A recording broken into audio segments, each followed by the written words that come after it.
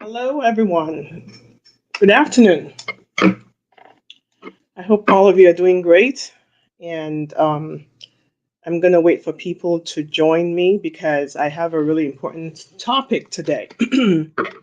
And I want to talk to you guys and talk about the latest news, which is the presidential election. I want to talk about um, how it's going to affect you, what you should be thinking about, what you should be doing. And so please join me for this quick session. All right.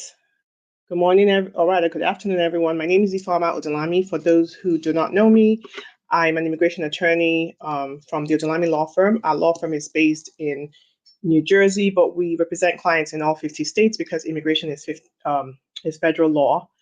And I didn't know that this topic was going to be a topic that we were going to be discussing on as of early this week, but the changes that have happened since the election.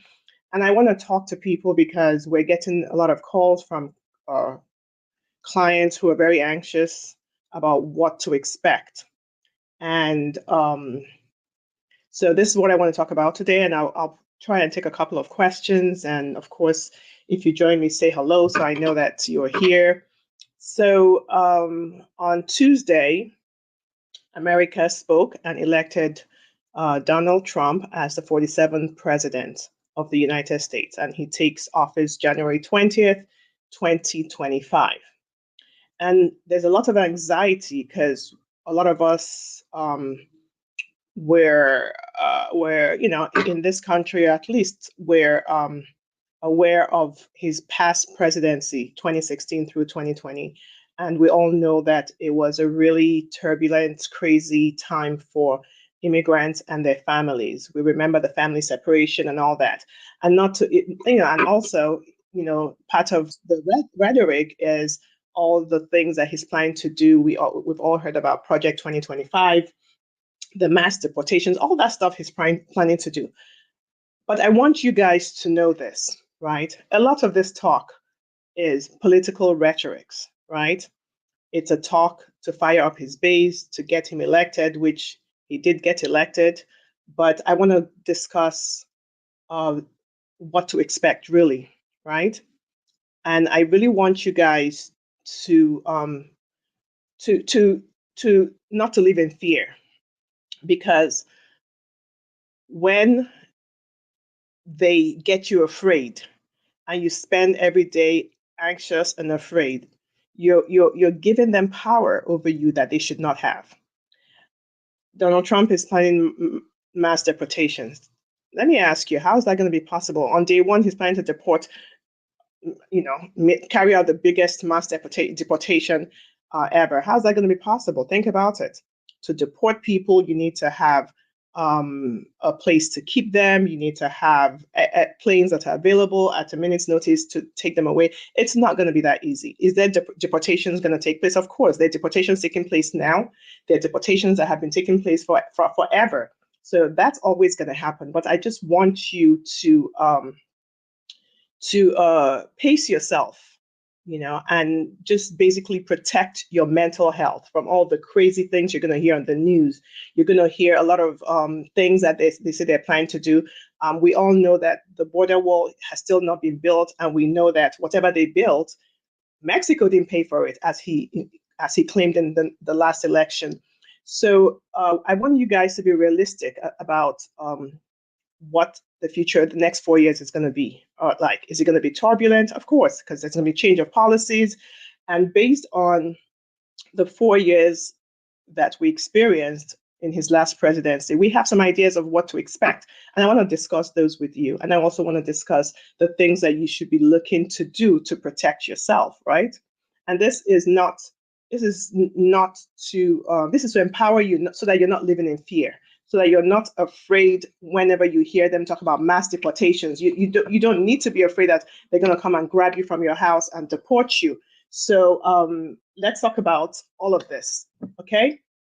So we did hear that they have a revocation of U.S. citizenship board formed. They're going to actually try to denaturalize people who are already U.S. citizens. They tried that with the last in the last presidency, and it really didn't count for much. So I'm not sure what they're planning to do now, but the bottom line is that, like I said, again, a lot of the things they're threatening to do, logistically, they're not going to be able to do it. So the important thing to know is, what are the facts? Keep your ears to the ground. Listen to reputable news and reputable social media handles. We have handles on Facebook, Instagram, TikTok, and YouTube, and we give you the news, the factual news, not the ones that are being made up. So you want to follow us, follow other reputable social media handles. So what do you expect? We're going to expect that there will be increase in processing times, because the last time there were things that the Donald Trump administration put in place that made it difficult for cases to move faster, such as they insisted on interviewing pretty much every marriage-based case, right? And so you guys know in the past 4 years in Biden's administration, we have enjoyed having cases approved without necessarily having a green card interview. We've had those approved based on the quality and the weight of the evidence that have been provided. I'm expecting that with this administration, with Donald Trump's administration, that's probably not going to be there. It's not probably going to be available anymore. We're going to expect a lot of RFEs. RFEs are called requests for evidence, right? This is when is the notification you receive from USCIS when you've submitted an application and they want more information. It's not necessarily something to be afraid of. It just means that they want to get more information so that you can convince them about the veracity of what you're submitting, okay? So, of course, RFEs are a pain because it delays your case some more and it requires you to do a little more, but on its own, we didn't see more cases being denied in our law firm in the Trump era versus the Biden era. And that takes me to the next topic I want to talk about is you have to prepare your case properly. You have to go with a firm that you trust. I know a lot of people use paralegals and sometimes they do it themselves. And depending on what kind of case it is, you might not want to take a chance on that. We have 3 levels of scrutiny in our firm because a lot of cases in Donald Trump administration were just being returned for little errors. Like if you don't put not applicable on something, they would return it. And sometimes these returns are time sensitive. So if your case gets returned after a certain date, you might have lost your ability to pursue the application. So now more than ever, it is important to make sure that you're submitting paperwork that is properly reviewed, properly scrutinized. And you want to make sure you're sending to the right place. You want to make sure you're putting the right amount of money. You want to make sure you're addressing it to USCIS the way they asked for it to be addressed. You want to make sure that you have all the documents that will provide a compelling case, all right? Because in the Trump administration, they were denying cases without even an RFE, right? So we don't know what to expect. But we at the Odunlami law firm, we're ready. We're always ready because we're battle ready for any immigration, any president, regardless of whether it's a Democratic or a Republican president. So we do expect additional scrutiny and of cases. We also expect that cases that are denied may be put in deportation proceedings. So in the first Trump administration, when a marriage case is denied or an I-751 case is denied, they would put the person in deportation proceedings. In most administrations, that's not what happened. They would put certain cases, but not all cases. Maybe cases where there was, fraud, or maybe cases where, for one reason or the other. But we weren't seeing a lot of cases going to deportation when they're denied. But in Trump administration, we do expect that they're going to be doing that. So more than ever, you want to come correct with your application. All right. So another thing is DACA. DACA is in limbo. It's been in limbo for a long time because it's still with the courts. But current DACA recipients can continue to renew DACA, but there's no new applications for DACA. And I don't expect that in the Trump administration, that's going to change for the better. So if you have DACA, you want to make sure that you continue to renew it, all right, so that you don't fall into the category of people who have not renewed it at the time you're supposed to renew it, and now you no longer have DACA. Now, TPS, temporary protected status. There's certain countries that have been designated TPS countries. What that means is that if you're here in the United States within a certain time that is indicated, then you'll be given a temporary protected status, which means you will not be deported. You'll be given a work permit, and a lot of times the reason for a country getting TPS is because there's some kind of unrest going on in that country. It could be political unrest. It could be unrest due to some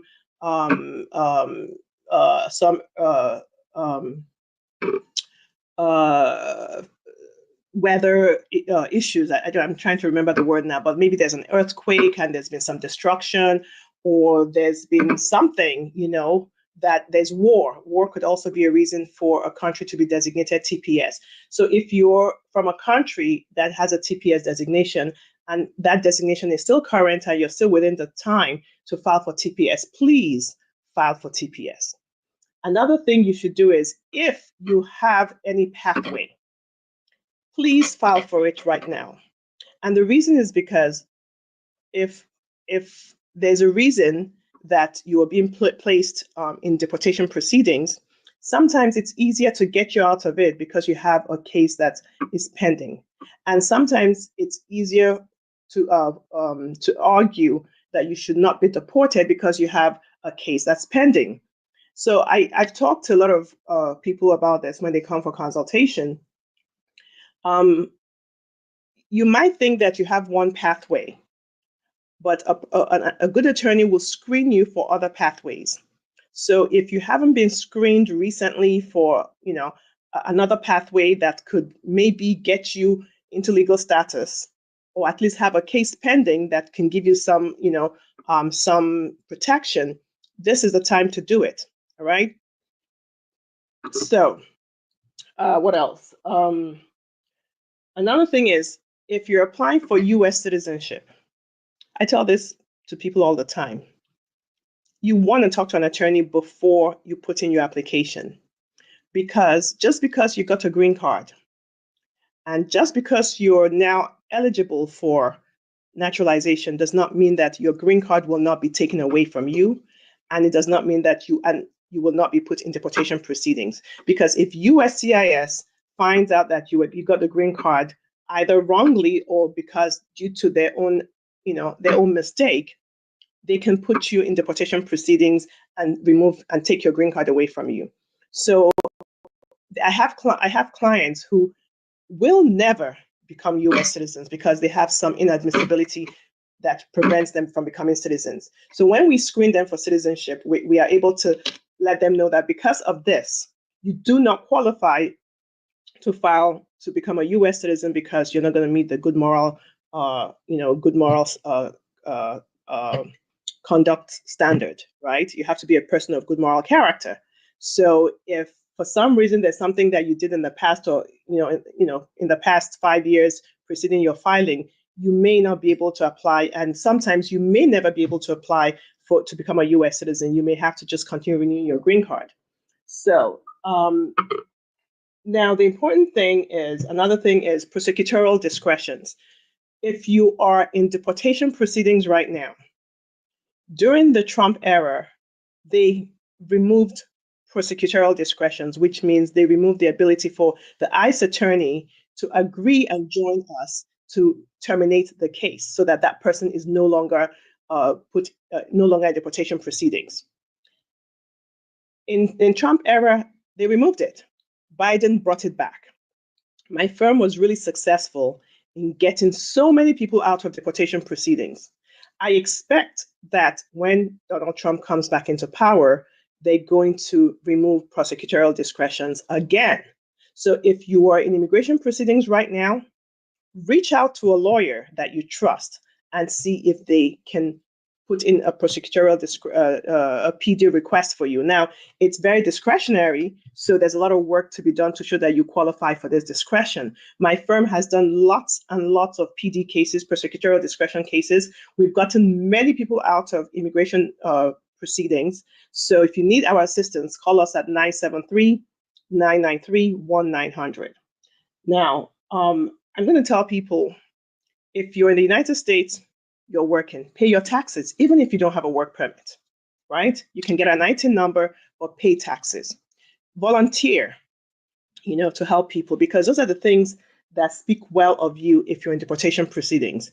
These are things that you should be doing to show that you're a person of good moral character. And of course, I don't need to tell anybody this, that committing a crime is going to put you in deportation proceedings, right? Now, another thing I want to remind you guys of is marijuana has been legalized in many states, but marijuana is still a crime for federal immigration purposes. So even if your state has allows marijuana use, if you're found guilty of more than 30 ounces of marijuana, 30 grams, I think it's 30 grams of marijuana. I'm not even sure whether it's 30. I'm not sure. I think it's 30 grams, more than 30 grams of marijuana. That's a huge problem, right? So the best thing to do is just don't even go anywhere near any drugs, because drugs are a really tough one, to get yourself out of, right? So, so I'm going to take some questions, but I really wanted to talk to people because a lot of people are sad, a lot of people are anxious, a lot of people are scared. I was sad yesterday. It took me a day to just kind of roll my mind around what has happened and what to expect. But I am not afraid, and I'm not unduly worried. We're battle ready at our firm. We did this before. For 4 years, we came through it with our clients. We're ready again. We're not afraid to sue the government. We've done that many times, and we've won every time we've sued the government. So I want you guys to know this. There are thousands of lawyers fighting for your rights. Okay? That is what we do. We're lawyers. We go out there to make sure that our clients have due process. We go out there to make sure that wrongs are fixed. That's how we came to where we are today. It's lawyers and lawsuits that brought about Brown versus Board of Education, Loving versus Virginia, changing the trajectory of American civil rights. Okay? So I want you guys to know this. Lawyers, we're getting ourselves equipped for battle, all right? And knowing this should give you some consolation. We're not saying that it's not going to be a ride with this administration, right? But this is what we do. We fight for your rights, and we fight up to wherever we need to fight. We are here working for you guys. And I want you guys to, just stay away from all those stories on Instagram, social media that scare you, right? Take precautions, and we're going to put out some of these precautions later. We did those before. Know your rights. The things you need to know, such as if you're in your house and somebody knocks and and they want you to come out, you want to ask them for a warrant first, and you want to make sure it's a warrant. Let them slide under the door. You don't have to open the door for them. We're going to prepare those all that information and put out on our pages, okay? But I want you guys not to live in fear. I want you to know that a lot of the political rhetoric is just what that is. A lot of it is just political rhetoric. And also, even if it's not, how feasible is it that they're going to do everything that they say they're going to do? So it's very important to reach out to a trusted lawyer who is passionate about helping people. My firm is, I can speak for my firm, and I know there are other law firms out there, and we're here to assist you guys. We're here to protect your rights. We're here to fight for you, all right? My firm and I, we had a meeting today, and we're going to do what we know how to do, what we do best, which is helping our clients get legal status so that they can live here in the United States without fear of deportation, without family separation, okay? So I'm going to take a couple of questions, and I know somebody had asked a question about VAWA. how does it affect, how is Donald Trump's presidency going to affect VAWA? I don't think it's going to affect it. The last time it didn't. VAWA, U visa, T visa. I mean, I know that it might take longer because this administration, is basically going to try to put roadblocks everywhere. But, I'm not unduly worried. Okay. Let's see. I'm going to take a couple of questions and then I'm going to head out. And I know that people are sad and afraid, and it's okay because I think we didn't expect that. You know, I thought Kamala Harris ran a good race. I'm really proud of what she did, and I really hope that we would have the first female Black president, somebody whose values align with ours. And so it's a bit of a shock, and it takes a little bit of getting used to. But in the end, we're going to be all right. We're all going to be all right. So let's take precautions as to what we need to be doing, what we don't need to be doing. Keep your ears to the ground. Listen to what the news are and what the news is, and don't and just live your life. Okay, don't let anybody take your joy from you. Really don't. Okay, so Style Me Culture says, can one still apply for travel parole and travel next year without issues? Well, Style Me Culture, travel parole is still something, is not against the law, right? And there were people traveling with their advanced parole documents even during Trump. But this is what I tell people with advanced parole. It's not a guarantee that you're going to be able to come back in, right? So, and that may be because you might now be inadmissible for something else. So you want to talk to your lawyer before you leave the country, even if you have a valid advance parole document. We have our clients do that. They reach out to us. We ask them questions just to have a sense. But ultimately, whether you travel in advance parole or not is your decision to make. Your attorney can only give you, can only advise you as to what to do or not. What the risks are. I've told a lot of clients, don't go. They go and they come back. I've never had a client who traveled that didn't come back, but I'm always a little leery about advanced parole because the CBP officers sometimes,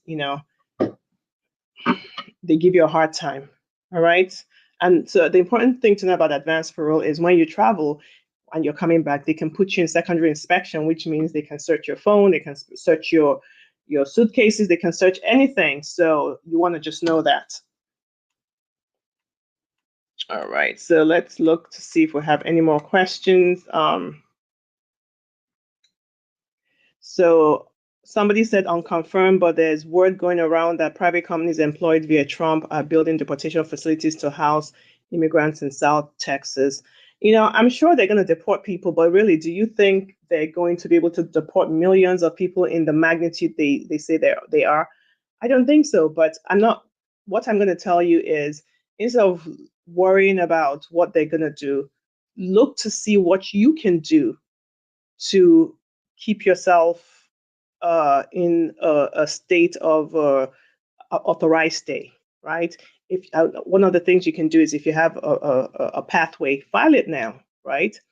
And we have no control over what Donald Trump and what they plan to do. You can only control yourself. So I think the important thing to do is figure out whether you have a pathway, and and if something comes up, lawyers are always there to challenge laws that are unfair. Okay, we're not going to be successful with everything, of course not, but we're here ready to work for you guys, ready to fight. Okay. So Roy Ross says, I got a notification for initial request for evidence for my I-485 form for my approved VAWA. Later today, I called the USCIS and they told me it's been canceled. Please, what would you do? Well, it's been canceled, but your VAWA has been approved. So congratulations on that. So just wait, because after they approve VAWA, typically they either call you for an interview for the I-485, or they send you a request for evidence, or they send you a green card. It's really hard. They're not going to tell you why they canceled it. So you're just going to have to wait, and just wait. Those are one of the things you don't have any control over. And if it's been a long time that you filed your VAWA and it's past the processing times, you can sue the government. Remember, I told you we sue the government a lot, and we have won every time. Okay.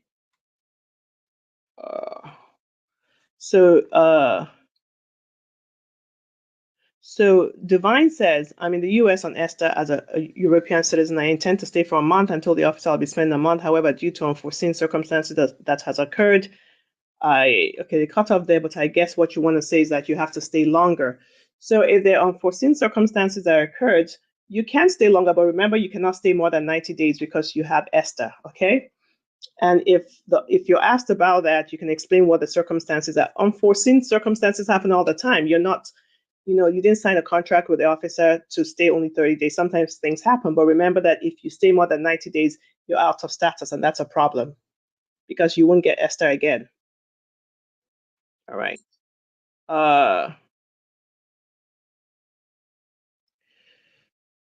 So Mahima Joy says, I'm on F1 status. I'm planning to go to India in December for holidays and come back in January. Is it safe to travel while Trump comes into power? Well, he's not coming into power until January 20th. So if you want to go, you should go and come back before then. I mean, I'm not saying that it's not safe while he's in power, but I do remember that Muslim ban, which was just crazy. So I would say that if you're leaving in December and coming back before January 20th, he's not going to resume office until then. So, have a fun time. So Nilechi says, my sister's VAWA was approved, RFE was requested for medical and was sent, and USCIS confirmed they received it. How long thereafter do they usually make a decision on the green card? It really depends. We've seen here in our office, it could take anywhere from 3 months really to maybe 10 months, from when they receive the medical. So, but congratulations to your sister on her approved VAWA, and congratulations on the fact that they asked for the medical. That's a good sign that they may not even call her for an interview. Fingers crossed, okay? All right, let me look at some questions here on hello, Lotana, hello, James Tay, and hello, Sabi. Sabi says, can I file for my child with my green card who was not included in initial application? So Sabi, why was your child not included in the initial application? I'd like to know that, because sometimes people don't include their children and it's a form of misrepresentation, which becomes a problem for you and for your green card. So you might want to talk to a lawyer. If you want to talk to us, please call us at 973-993-1900. Sunday Omani says, how can I reach you? 973-993-1900. And while I'm discussing that, I want you guys to know that there are scammers out there pretending to be me. Please do not give money to people. We don't ask people for money for a DM, on a DM. You need to call us at 973-993-1900. That's the only number you should call us at, unless you have become a client. Or you can go to our website and schedule a consultation or strategy session with one of our attorneys. You should not be contacting or paying people money unless you're reaching to them on these 2 ways I've mentioned. And before we tell you how much your case is going to be, how much we're going to charge you, you have to do a consultation. I've seen people send me screenshots of people that scammed them, where they told them, don't worry, I can get you a green card, send 500, 700. We don't do that. We're lawyers. We listen to you. We figure out what's going on with your case. We decide what pathway is the best one for you. And while we're talking to you, we tell you how much it's going to cost. So you guys protect yourself from scams, okay? All right. So Latana says, thanks for the encouragement and hope, but with my VAWA pending and with my 5-year work permit, can I be scared of any deportation? Latana, if you have a pending VAWA, they're not looking to deport you because you are in authorized stay. So I wouldn't be scared of deportation unless you commit a crime and they put you in deportation because you commit a crime. But if you have a pending VAWA, you have your 5 years work permit, just relax, okay?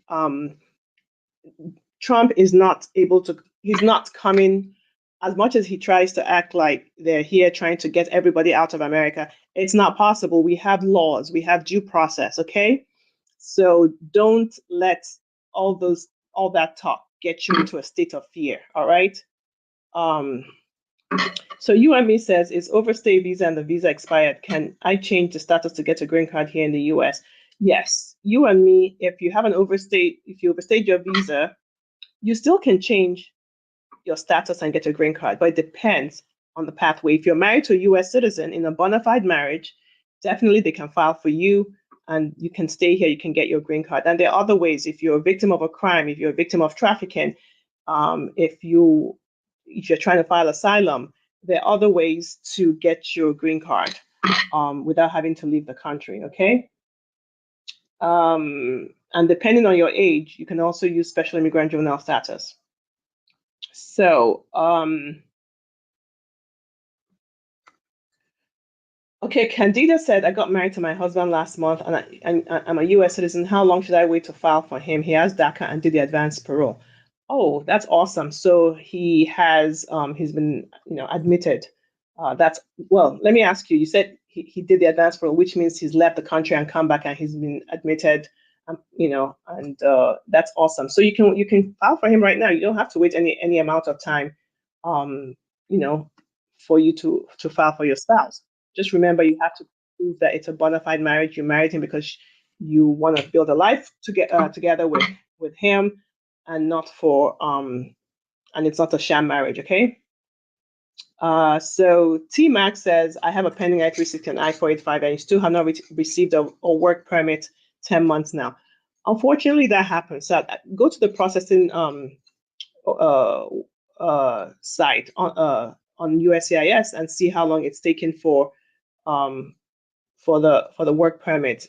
Unfortunately, it does take as long as 10 months. But the good news is, if it's taking 10 months, you're likely to get it soon. Okay. Lola Ogbe says, I'm an F1 student. Do we do national interest waiver? Yes, we do. We have an attorney that does that. Okay, I personally do not do national interest waiver, but one of my attorneys does it. So let's see.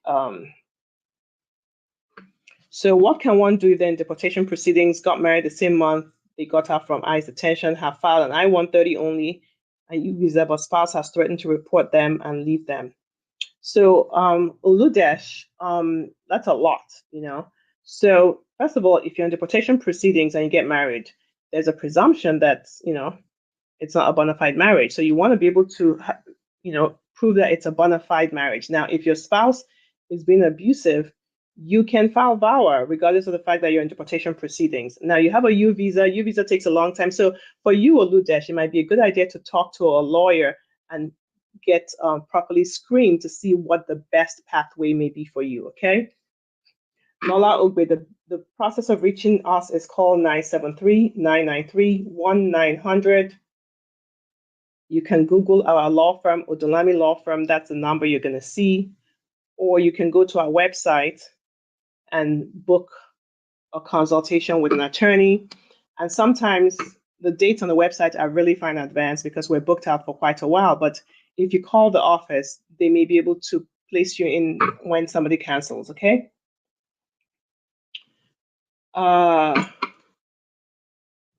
So I have a pending I-751 based on cruelty and divorce. Is it okay to remarry? And what should one expect in Trump era while waiting on one's case? Mr. Toss, that's, what should one expect? We don't know what to expect. We just know that it's probably going to take a longer time. There's going to be more scrutiny on your cases. Your cases have to be properly done because they're really going to, based on the past 4 years, they're really looking to go down and hard on immigrants. But should that make you afraid? No. Just prepare a good case, okay? That's it. We were winning all our cases during the Donald Trump era, just as we're winning during Biden. So I don't care who's the president. If we do a great job. So that's what you should be looking for, a lawyer that does a great job. You can't make Trump the boogeyman and just be afraid of him. No, if you do a great job, you will get your papers, okay? NB says, do you think N400 will be slower with the new administration? Well, likely, because it was really fast this year, because this year is an election year. Typically, N400s move really fast during an election year, so it's probably going to get a little slower, but how slow, I don't know. So Mr. Tusk says, how should one conduct oneself during the Trump era to avoid problems? Don't commit any crimes, and volunteer, pay your taxes, and just live your life. I mean, I don't know what else you can do. You can't. You just can't live in fear. I don't believe that people should be afraid to live. Do what you need to do. If trouble arises, go to an attorney, let them fight for you. But you're not just gonna be deported just because you're existing. There has to be something that's there has to be a basis for the deportation. Maybe you've overstayed. Maybe you came to their attention. But regardless, a lot of people are getting green cards in deportation proceedings. A lot of people are getting green cards while they are actively being deported. And the reason is because the immigration judge has powers to give you green card that the officers don't. So again, please stop letting people scare you. All right. And if you have a question about your status, reach out to an attorney and actually have them talk to you and have them screen you based on the particulars of your case. We do that all the time for people. So if you need our assistance, please call us at 973-993-1900. I'm a little tired today, guys, because I didn't sleep last night and the night before, but so my brain is kind of all right. Let's go to TikTok. How are you, TikTok fam? All right. So let's see. I'm just gonna scroll all the way down, and then people keep asking how they can contact me. 973-993-1900, or you can Google my law firm, Odunlami Law Firm. We're on Google, okay? All right. So it's Arvin says, can an asylum seeker be eligible for an EB3 visa? It depends, because just because you applied, this is a thing. A lot of people don't realize this. They think that because they apply for asylum and they have a work permit, that they can get an employment visa. It doesn't work that way. If you're out of status, you're not going to be able to change your status within the United States. However, if you don't have unlawful presence and you have someone who's filing an EB3 for you, you have a pending asylum case, you could, if everything's approved, and you could consular process, which means you can leave and go back to an American consulate up abroad and come back with a green card. But that's a complicated process. But it's not because you filed for asylum, is because you don't have unlawful presence.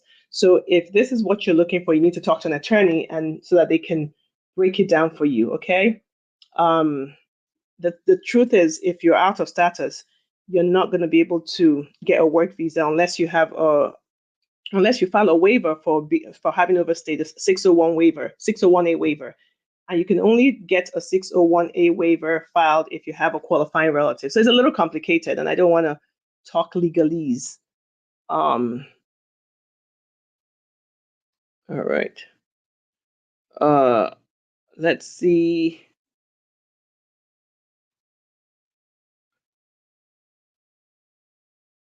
So Liz says, I'm a J2 dependent and soon will be 21. Would like to change to an F1 visa. How do I go about this? So you need to call a lawyer, because it's a little complicated. We need to have more information, and so that we make sure that you can qualify for that. But my firm does this. So call 973-993-1900. We can assist you.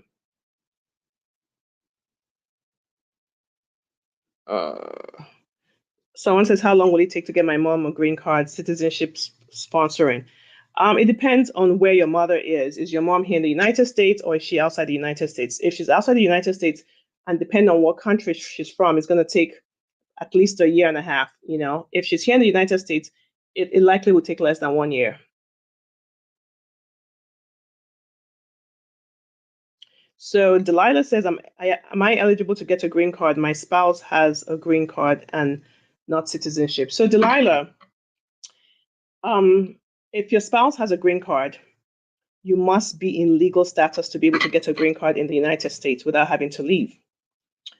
But if you're not in legal status, then your spouse having a green card is not going to help you get a green card because you can adjust your status. So you're going to have to wait for your spouse to become a US citizen, and then you wouldn't have to leave. You can get your green card here, okay? All right. All right. All right. Okay, I'm going to answer a couple more questions on Instagram. Oh, Real Midday George says, thank you for the consultation with you yesterday. To my surprise, this morning when I checked USCIS case status, I saw that I got approved for the 10-year green card yesterday after a consultation. Oh my goodness, congratulations. I'm so happy for you, Real Midday Josh, okay? Congratulations on your 10-year green card. It came just at the right time for you. All right, can you post your number? I don't know how to post my number.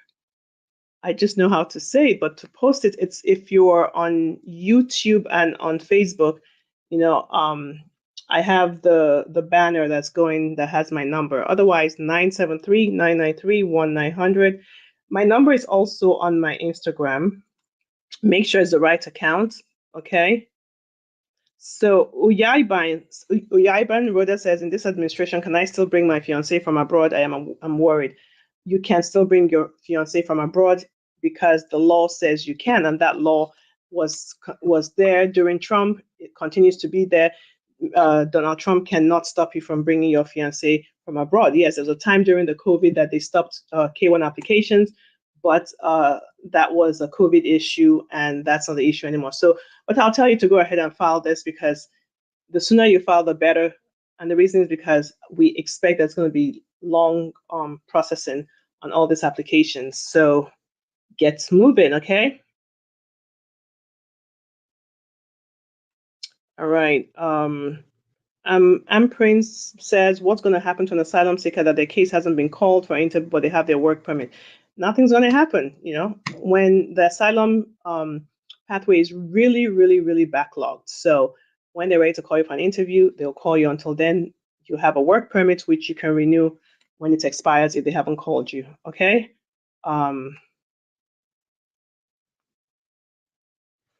right, Fat Bun 16 says, what would be your advice for handling Nigerian immigration cases where applicants are caught in situations involving unverifiable evidence, such as questionable divorce papers? So Fat Bun, I talk about this all the time. The divorce papers that cannot be authenticated is a big, big problem for Nigerian cases. And we advise our clients based on their own situation. So there are different advice that we give different advice depending on the person's situation. Sometimes we advise you to get a divorce from the United States and then remarry your spouse. Maybe that might be something that may be available for you. If you live in Texas, you actually don't have to remarry your spouse. Once the American divorce goes through, your marriage kind of becomes valid again. So the reason why USCIS why a fake divorce presents a problem is if the divorce is not properly done, then your marriage to the US citizen is void. It never happened because you cannot be married to two people at the same time. So unless you have a properly processed divorce, you're still married to the person that you're trying to divorce. And therefore, the person who you're married to, that marriage is void. So if you are able to, it's best for you to get a divorce from the United States. A lot of people think that because they got married in another country, they have to get a divorce from that country. No, you don't. And when you have a divorce conducted here in the United States, then US does not question that divorce. So that's what I'm going to advise you guys. And also, depending on the type of marriage you had, you may not even need a divorce decree. So if you got married through traditional marriage and you didn't register it, then according to the travel.state.org website in Nigeria, they don't require a divorce decree. So it really all depends. And the best thing for you guys to do is you need to talk to a lawyer who's experienced, because if you do this stuff yourself, you make mistakes and complicate your case. And this is not the time to complicate cases. We're going into 4 years of situations where we know that we're going to be fighting the Trump administration on various things, and making your case more difficult for you to get approved is not something you should be doing. So guys, I gotta run because I have meetings, but I just wanted to reach out to you guys because I know everyone is concerned, and I know everyone is worried, but I want you guys to remember, number one, that living in fear is really not helpful. When you live in fear, you're letting people take control of the joy that you should, in your life. You're letting them have power over you that you shouldn't. And a lot of these things that Trump has said he's going to do, he's not going to be able to do them. Will he be able to do some of them? Yes. But if he does, then guess what? Lawyers are here. We're here to fight, okay? That is our mission. We fight for our clients, and we're not afraid to fight the Trump administration. We did it before. We're going to do it again. We came through those 4 years. We're going to be just fine, okay? All right, so stay positive and let's work hard to get our mutual goals, working for our client to get them legal status, okay? Take care. Bye-bye.